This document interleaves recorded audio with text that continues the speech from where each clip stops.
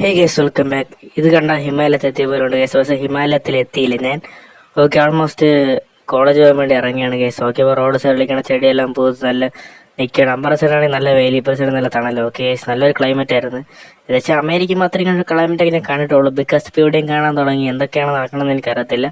അതിന് ബസ്സിൽ പോയപ്പോൾ നല്ലൊരു സ്പോട്ട് എത്തിയപ്പോൾ നല്ലൊരു വീഡിയോ എടുത്തേ. ഓക്കെ, ആൾമോസ്റ്റ് ഇന്ന് ബസ്സിൽ നല്ല തിരക്ക് കുറവായിരുന്നു ഗേസ്.